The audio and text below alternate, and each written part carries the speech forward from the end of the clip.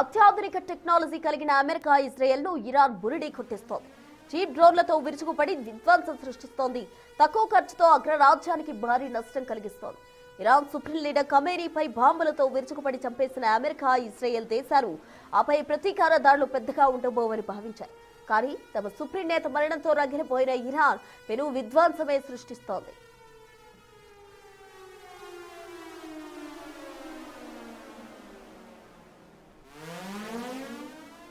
పశ్చిమాసియాలోని America స్థావరాలు, దాని మిత్ర దేశాల ఆర్థిక మూలాలపై విరుచుకుపడుతుంది.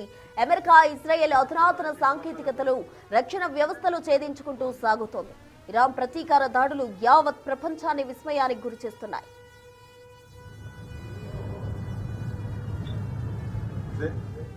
అత్యాధునిక యుద్ధ తంత్రాల్లో అత్యంత కీలకంగా మారిన డ్రోన్లు ప్రధాన ఆయుధంగా మార్చుకుంటూ ఇరాన్ దాడులు చేస్తుంది.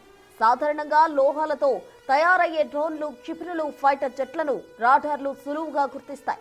అయితే ఇరాన్ యుద్ధ తంత్రం అమెరికా, ఇజ్రాయెల్కు కంటి మీద కునుకు లేకుండా చేస్తోంది.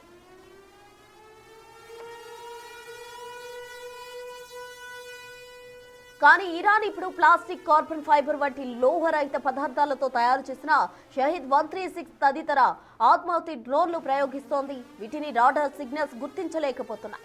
అమెరికాకు చెందిన అత్యాధునిక రక్షణ వ్యవస్థలు సైతం ఇవి లక్ష్యానికి అతి సమీపంలోకి వచ్చే వరకు పసిగట్టలేకపోతున్నాయి. ఫలితంగా ఇరాన్ దాని అనుకూల గ్రూపులు ఈ డ్రోన్ల ద్వారా అమెరికా స్థావరాలపైన, సముద్రంలోని నౌకలపైన అతి తక్కువ ఖర్చుతో దాడి చేసి భారీ విధ్వంసాన్ని సృష్టిస్తున్నాయి.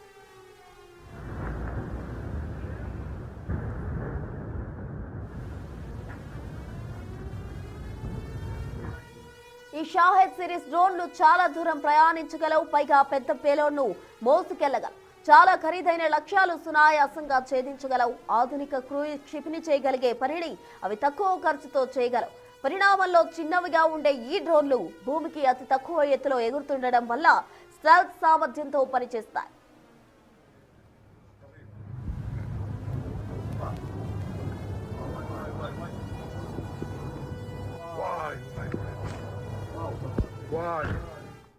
ఒక్కో డ్రోన్ తయారీకి కేవలం $30–40 మాత్రమే ఖర్చవుతుండగా వాటిని కూల్చడానికి అమెరికా ప్రయోగిస్తున్న క్షిపణుల ఖర్చు $2 నుంచి $4 మిలియన్ వరకు ఉంటుంది. అంటే ఆర్థికంగానూ అమెరికాను దెబ్బకొట్టేందుకు ఇరాన్ ఈ వ్యూహాన్ని అనుసరిస్తోంది. రాడార్స్ కు చిక్కకుండా దెబ్బతీస్తున్న ఈ ప్లాస్టిక్ శత్రు డ్రోన్లను అడ్డుకోవడానికి అమెరికా లూకస్ డ్రోన్లు రంగంలోకి దించుతోంది. ఇవి అచ్చం ఇరాన్ డ్రోన్లను పోలి ఉండడం విశేషం.